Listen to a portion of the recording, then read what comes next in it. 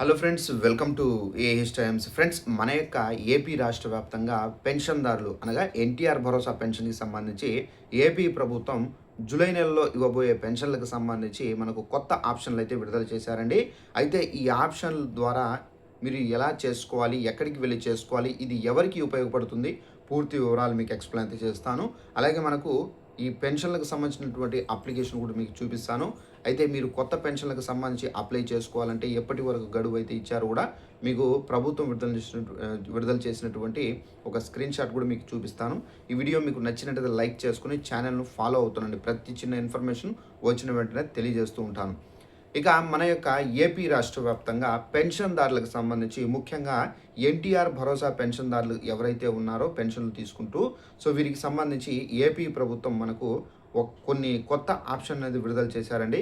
అయితే ఆ ఆప్షన్లకు సంబంధించి మీకు ఇక్కడ స్క్రీన్ పైన నేను స్టిక్ చేస్తున్నాను. ఈ ఆప్షన్ల గురించి మీకు క్లారిటీగా ఎక్స్ప్లెయిన్ అయితే చేస్తాను. సో ఇక్కడ మీరు చూసుకున్నట్లయితే మనకు ఏపీ రాష్ట్ర వ్యాప్తంగా పెన్షన్దారులకు సంబంధించి ఆప్షన్ అనేది మనకు కంప్యూటర్లో ఈ విధంగా వాళ్ళ యొక్క వెబ్సైట్లో వారి యొక్క లాగిన్స్లో అయితే ఈ విధంగా అయితే ఆప్షన్ అనేది ఓపెన్ అయింది. అయితే ఇక్కడ మీరు చూసుకున్నట్లయితే ఆర్బీఐఎస్ యాప్ ద్వారా పెన్షన్ పొందుతున్నటువంటి పెన్షన్దారుల యొక్క ఆధార్ నంబర్ తప్పుగా నమోదైతే దాన్ని మీరు సరి చేసుకోవడానికి స్క్రీన్స్ అనేది ఇవ్వడం అయితే జరిగిందండి ప్రభుత్వము. ఇక్కడ మీరు ఇంగ్లీష్లో కింద చూసుకున్నట్లయితే స్క్రీన్ పాత్ ఆర్బీఐఎస్ పెన్షనర్ ఆధార్కి సంబంధించి Aadhaar change request welfare educational assistant వారి లాగిన్లో అయితే transformation others RBIS pensioners Aadhaar change request.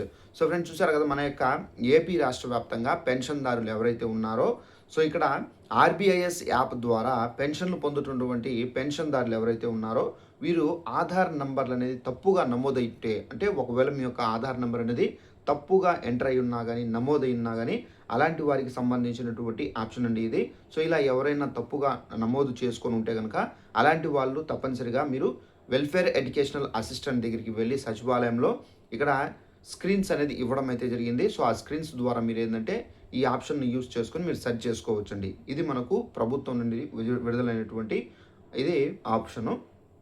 ఇక మనకు పెన్షన్దారులకు సంబంధించినటువంటి అప్లికేషన్ ఫామ్ ఏదైతే ఉందో ఆ ఫామ్ కూడా మీకు క్లారిటీగా ఇక్కడ నేను స్క్రీన్ పైన ఇక్కడ స్టిక్ చేస్తున్నాను చూడండి. ఇక్కడ మీరు చూసుకున్నట్లయితే ఈ అప్లికేషన్ అనేది మనకు స్పౌస్ పెన్షన్లకు సంబంధించి ఎవరైతే భర్త చనిపోయి ఉంటారో, సో ఆ భర్త చనిపోయినటువంటి పెన్షన్ ఏదైతే ఉందో అది భార్యపైకి ట్రాన్స్ఫర్ అవుతుందండి. ఈ స్పౌస్ పెన్షన్ ఆప్షన్ను మీరు యూస్ చేసుకొని మీరు మీ భర్తకు సంబంధించినటువంటి డెత్ సర్టిఫికేట్తో మీరు ఈ పెన్షన్కి సంబంధించి అప్లై చేసుకోవచ్చు. ఇది అప్లై చేసుకుంటే కనుక 15 రోజుల్లో మీ పైన వెరిఫికేషన్ చేసి ప్రభుత్వము మీరు నిజంగానే అర్హులై ఉంటే కనుక మీకు ఈ స్పౌస్ పెన్షన్ ద్వారా పెన్షన్ అనేది రావడం అయితే జరుగుతుంది. వృద్ధాప్య పెన్షన్ ఒకవేళ 4,000 రూపాయలు మీరు మీ యొక్క ఎవరైతే భర్త ఉంటారో అతను పొందుతున్నట్లయితే కనుక, సో అతను ఒకవేళ చనిపోతే కనుక భార్య పైన పెన్షన్ ట్రాన్స్ఫర్ అవుతుంది. అతను ఏదైతే 4,000 రూపాయలు పొందుతున్నాడో ఆ 4,000నే భార్యకి అయితే ఇస్తారు. ఇక వికలాంగులు ఎవరైనా ఈ విధంగా పెన్షన్ పొందుతూ సడన్గా ఎవరైనా చనిపోయి ఉంటే కనుక వారికి అందేటటువంటి 6,000 రూపాయల పెన్షన్ అనేది ఈ స్పౌస్ పెన్షన్ ద్వారా, సో ఆ వికలాంగులకు సంబంధించినటువంటి భార్య ఎవరైతే అప్లై చేసుకుంటారో సో ఆమెకు ఈ 6,000 రావండి. ఓన్లీ 4,000 వరకే ఈ స్పౌస్ పెన్షన్ ఆప్షన్ ద్వారా మీరు తీసుకోవచ్చు. సో ఇక ఈ పెన్షన్లకు సంబంధించి అప్లై చేసుకోవాలన్నా మీకు ఇది అప్లికేషను. సో ఈ అప్లికేషన్లో మీకు ఇక్కడ క్లారిటీగా ఇచ్చారు. దరఖాస్తుదారుని యొక్క పేరు, ఆధార్ నంబరు, చిరునామా, రైస్ కార్డ్ నెంబరు, భర్త పేరు, మొబైల్ నెంబరు, క్లస్టరు, మరణించిన పెన్షన్ లబ్ధిదారి యొక్క పేరు అనేది ఇచ్చారు. మరణించినటువంటి తేదీ కూడా రాయాలి. ఆధార్ నంబరు, సో ఏదైతే ఆధార్ నెంబర్ ఉందో ఆ ఆధార్ నెంబర్ రాయాలి. మరణ ధృవీకరణ రిజిస్ట్రేషన్ నంబరు, అంటే డెత్ సర్టిఫికేట్లో మనకి ఏంటంటే నంబర్ ఒకటి ఉంటుంది. సో ఆ నంబర్ అనేది వేయాల్సి అయితే ఉంటుంది.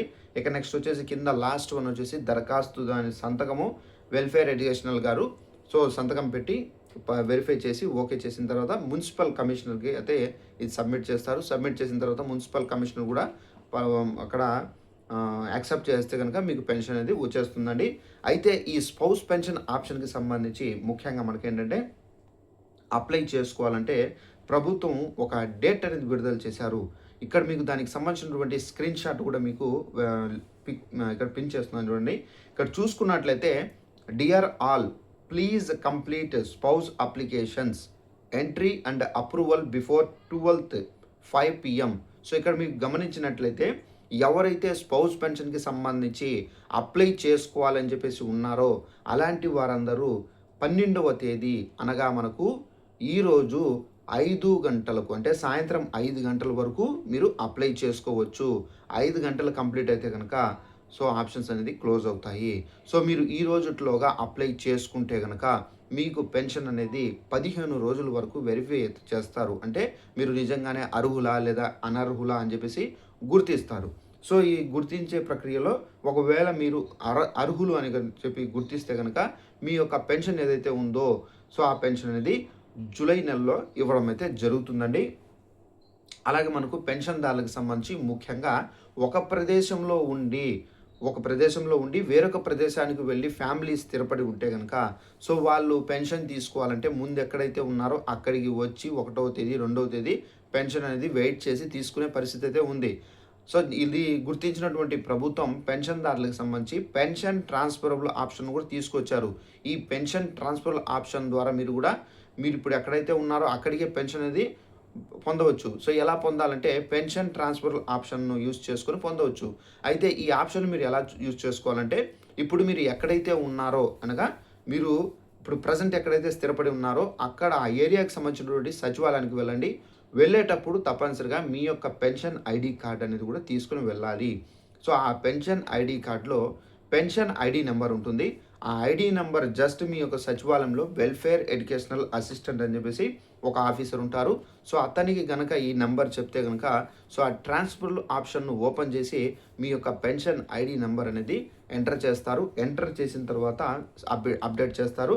అప్డేట్ చేసిన తర్వాత జూలై నెల నుండి జూలై 1వ తేదీ నుండి ఆ సచివాలయానికి సంబంధించినటువంటి వెల్ఫేర్ ఎడ్యుకేషనల్ అసిస్టెంటు ఎవరైతే ఉన్నారో వారు మీ యొక్క ఇళ్ళ దగ్గరికి వచ్చి పెన్షన్లు అనేది అందించడం అయితే జరుగుతుంది. ఇక కొత్త పెన్షన్లకు సంబంధించి ఎప్పుడు విడుదల చేస్తారు అని చెప్పేసి అడుగుతున్నారు. సో ఎవరైతే కొత్త పెన్షన్లకు సంబంధించి అప్లై చేసుకొని ఉన్నారో జూన్ 12 అనగా ఈ రోజు అయితే విడుదల చేస్తారని చెప్పేసి మంత్రి అచ్చెన్నాయుడు గారు అయితే ప్రకటించడం జరిగింది. అయితే మనకు నెక్స్ట్ దీనికి సంబంధించి ఇంకా ఏం అప్డేట్ అయితే రాలేదు. 1.5 అంటే 1,50,000 పెన్షన్లు అనేది విడుదల చేస్తారని చెప్పేసి చెప్పడం అయితే జరిగింది. అయితే దీనికి సంబంధించి ఏమైనా అప్డేట్ వస్తే తప్పనిసరిగా మీకు తెలియజేస్తాను. అలాగే మనకు పెన్షన్‌దారులకు సంబంధించి తప్పనిసరిగా స్పౌస్ పెన్షన్ ఆప్షన్‌లు ఎవరైతే అప్లై చేసుకోవాలని చెప్పేసి వెయిట్ చేస్తున్నారో ఈరోజు సాయంత్రంలోగా అంటే 5 గంటల్లోగా మీరు అప్లై చేసుకోండి. అప్లై చేసుకుంటే మీకు 15 డేస్ తర్వాత మీరు నిజంగానే ఎలిజిబుల్ క్యాండిడేట్ ఉంటే గనుక మీకు 15 డేస్ తర్వాత ఈ పెన్షన్ అనేది రావడం అయితే జరుగుతుంది. ఒకవేళ మీరు ఈరోజు సాయంత్రంలోగా మీరు అప్లై చేసుకోకపోతే మళ్ళీ ఈ ఆప్షన్ అనేది యాక్టివేషన్ అయ్యేంత వరకు మీరు వెయిట్ చేయాల్సి అయితే ఉంటుందండి. సో ఇదండి మనకు ఎన్టీఆర్ భరోసా పెన్షన్లకు సంబంధించి ఉన్నటువంటి ఆప్షన్లు, అలాగే స్పౌస్ పెన్షన్‌కి సంబంధించినటువంటి వివరాలు. ఈ వీడియో మీకు నచ్చినట్లయితే లైక్ చేసుకోండి. అలాగే చాలామందికి ఈ ఇన్ఫర్మేషన్ తెలీదు కాబట్టి సో ఇన్ఫర్మేషన్ తెలియజేయండి. మేబీ వాళ్ళకు కూడా యూజ్ అయ్యే అవకాశం అయితే ఉందండి. Thanks for watching this video. All the best.